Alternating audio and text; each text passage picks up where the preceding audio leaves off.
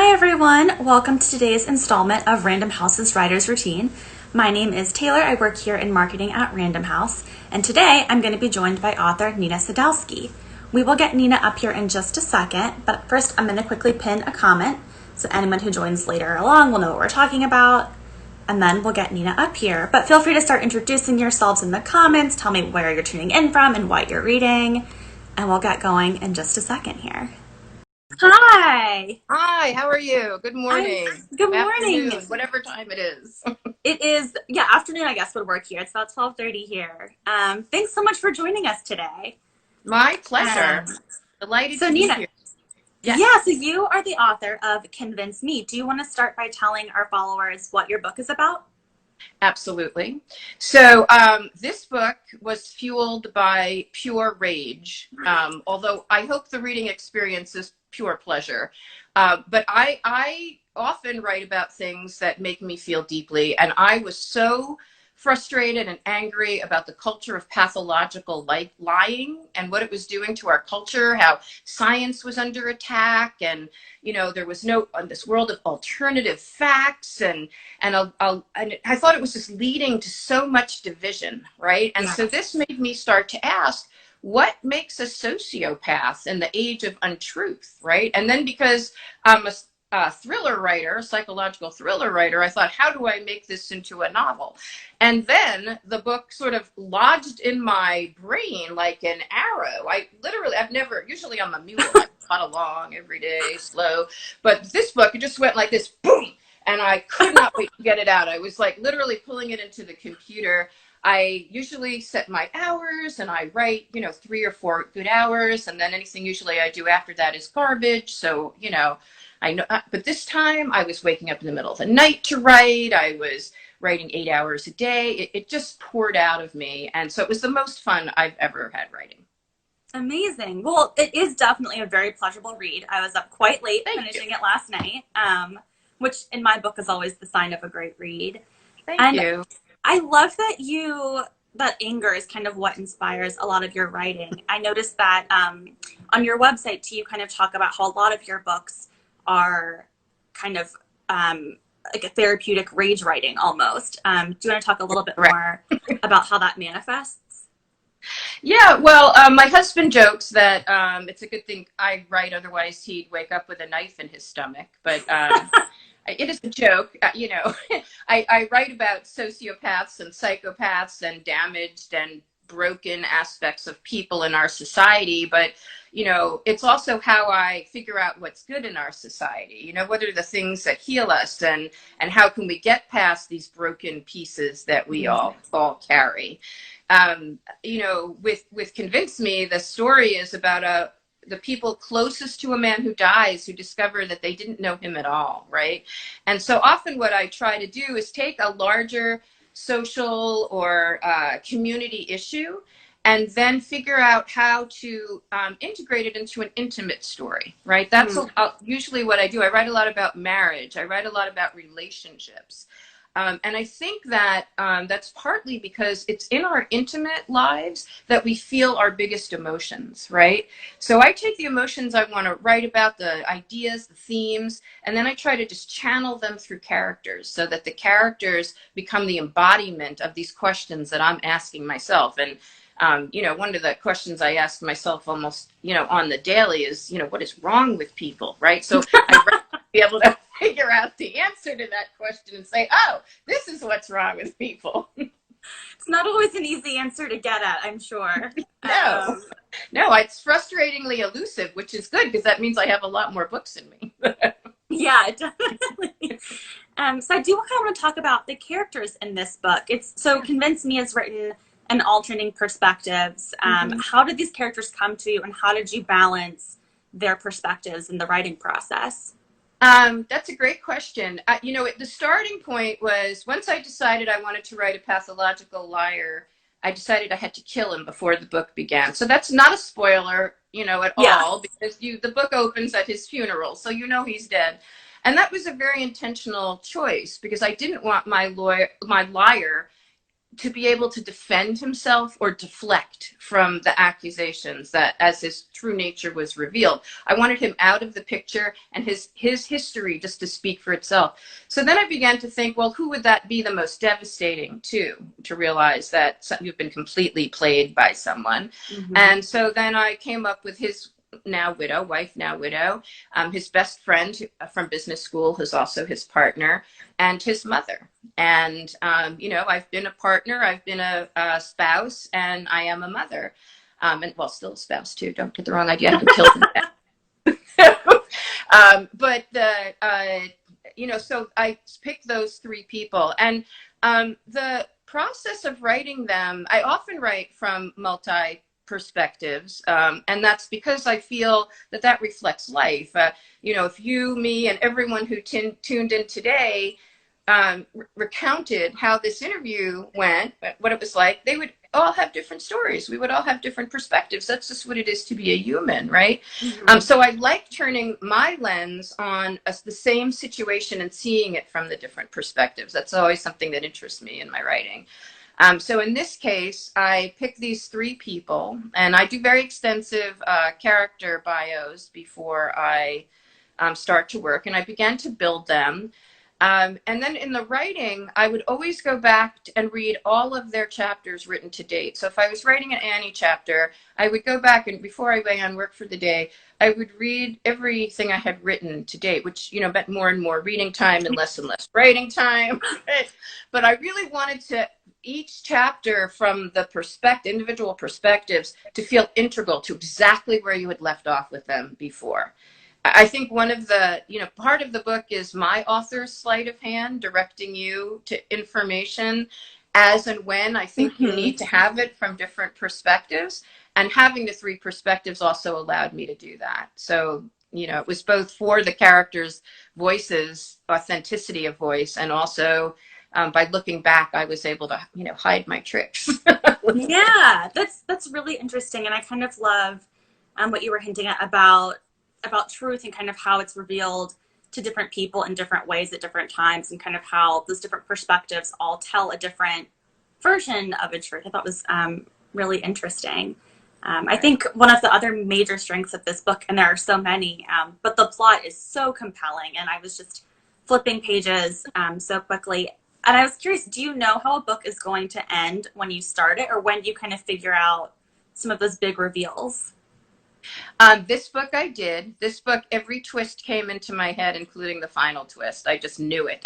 It was weird because I called one of my best friends after the whole book had come into my head, and he lives in Kansas, right? So, but we have this mind meld, and we're talking.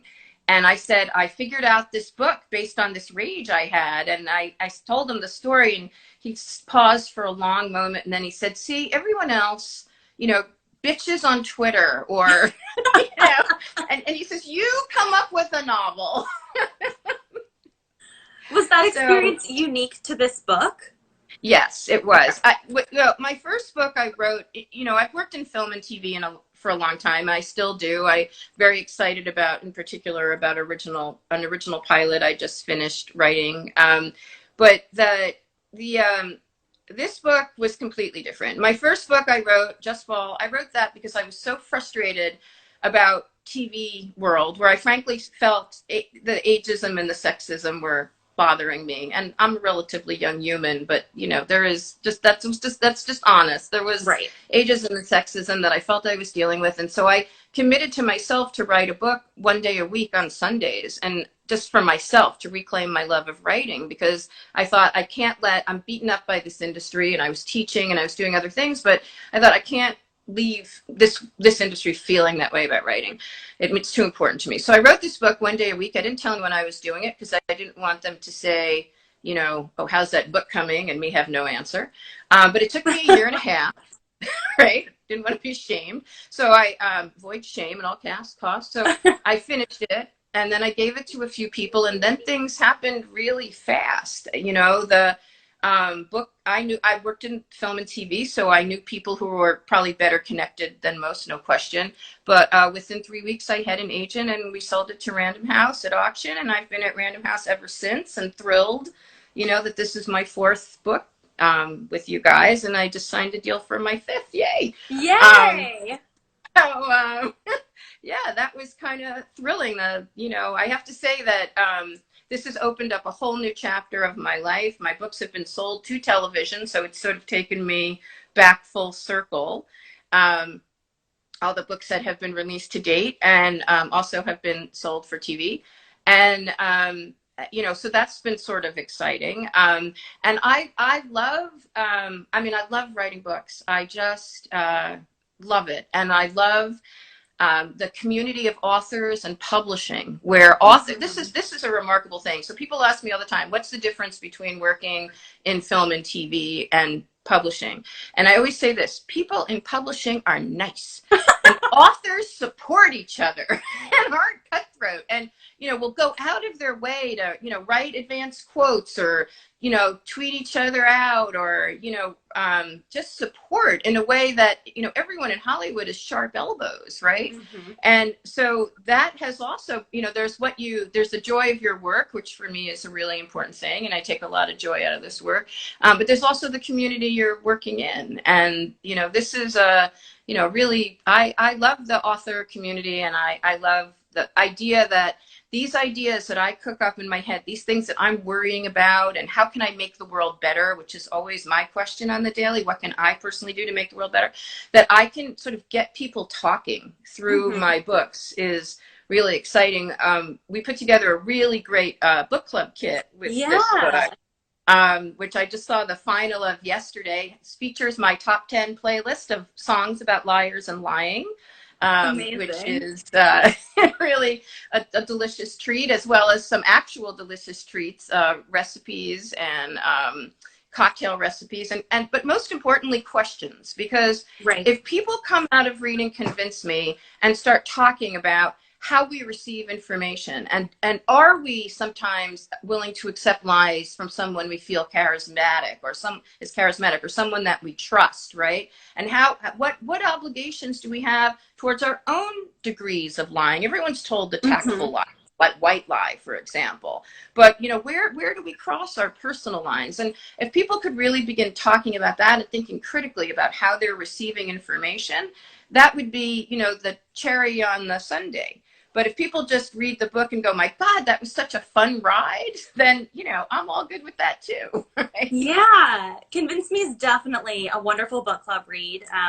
Anyone who hasn't read it and is watching, is tuning in and has a book club, you should definitely pick this one. It's so much fun to talk about. And I think your background in TV and film is really interesting, and I'm kind of curious. Your books to me read very, cinematically, and I could definitely see the adaptation. So I'm kind of wondering how you use that background in your writing. Oh, I love that question. Well, and it's a very specific way. Several specific ways. One is that before I begin a scene, I always imagine, if I was producing the scene, what departments would I have to bring? Like, what would the production design department be doing? What would the lighting department be doing? How would we want to do the camera work? Would it be interesting to think about coming into the scene from kind of a bird's eye view? Like I have the opening of one book. It starts out over an ocean and sort of comes into a hotel room, and that very much is a cinematic opening, right? It was, so I always think about that. If I were actually making this, what would I have to do? What would I have to pull together? Would I need a greens department because I want it to have lavish gardens, right? So I think about it that way. The other thing that film writing teaches you is really economy, and which is all your action, which is what you'd call the prose part of writing, right? All of that action has to be so brief, because when reading scripts, no one reads it. They read the dialogue. So if you want to get them to read the action, you learn to be very sharp and abrupt, and and sometimes people say it feels too cinematic, my writing, and I have to look for the balance. Oh, interesting. Editors have told me, unlearn some of your TV habits, right? Because TV is about economy, and it's also about hitting structure in very hard Mm-hmm. beats, right? You have very rigid structure and a lot of limitations writing film or television. With prose, you have the luxury of being able to, really set the scene in a luxurious way, and even more so, the luxury of being able to write what's inside people's heads and hearts. In film and TV writing, that all has to be demonstrated by their actions or how they present themselves, what they wear, which also Mm-hmm. then informs prose writing, because you think Right. about how to give details that will inform the reader in the same way. That is So really fascinating. they Um, merge really. yeah. And for those of you who are following along, this is Random House Live with Nina Sadowsky, who's the author, most recently, of Convince Me. If you have a question for Nina, feel free to drop that in the comment section. We have a couple more minutes left, so I'll try to get to one or two of those. But I still have a few more questions of my own All to right. get through. So this series is called Writer's Routine. Can you tell us a little bit about what your writing routine is? Sure. Well, one thing that I believe really strongly is that you need to prepare yourself to write, right? Mm-hmm. So, I don't just like wake up and drag my laptop on my lap, right? So I always take some time to align myself with my body and my soul, which involves meditation, journaling, stretching. I really believe that writing is both vertical and lateral thinking. So vertical thinking is all the structure, and all of your craft. And the lateral thinking is all that dreamy, ideation that really lets your authentic voice flow, right? Hmm. And so I think you need both. And I don't think you can have lateral thinking unless you've created, a clear channel. You're not just coming right off reading the news and feeling your shoulders up at your ears. See, like I Right. thought about the news and they went up there. Okay, they're down. So I really try to create space for myself. And I also very much block off my hours and commit to them. And whether I get 8 or 10 good pages on that day, or whether I, reread what I did and make some notes and realize I need to do some research before I can really go further, I commit to those hours. And let me just say this too, this is controversial, but I really don't believe in writer's block, but this is why. I think if you feel like you're blocked, it's because you haven't asked yourself the right questions yet. And if Hmm. you can start by asking yourself the questions, what information do I need to keep going with this story or this scene? What do I not know that is stopping me from writing? And then if you begin to think about that, it's usually that you haven't figured out something yet. You don't know who your character fully is, and so you don't know how they'd behave, or you haven't really thought about the implications of pulling one card out and what it'll do to the rest of your house of cards, but you're realizing that you probably should pull that card out, right? Yeah. So I think it's all about being self-critical and saying, what questions haven't I asked myself? And then if you ask the questions, you can pretty much always keep going. Yeah, that's a really helpful method for kind of breaking down some of those mental barriers when perhaps it's not happening as fluidly as you might like. Yeah. Well, Um, that's the other thing. You're working in film and TV, you have hard deadlines and it's unforgiving. And if you're working on episodic television or something that's in production, you can be told to turn around a scene in 2 hours. So, gosh. you do learn not to be, you just learn you have to go, right? That's Yeah. a very good habit that I've learned from television and film writing. Amazing. So, do you have any fun hobbies or anything that you like to do when you're not busy writing? Yeah, I'm a fine artist. So Oh. I paint and draw and I make collage, and I don't do very much with it, except post it on Instagram. But I've been doing a series of COVID self-portraits that have been sort of entertaining me and some others. Yeah. I also want to mention that people, if they're interested in my writing tips and just sort of generally what I'm talking about, you can sign up on my website for my newsletter, it's called the Dispatches from the Cheerfully Dark Mind of Nina Sadowsky. Although since the pandemic, I've been issuing the dispatches from the resolutely resilient mind of Nina Sadowsky, because I needed a little shift there. I'm still cheerful and I'm still dark, but the resilience muscle is at work for all of us. So trying to Yeah. be encouraged.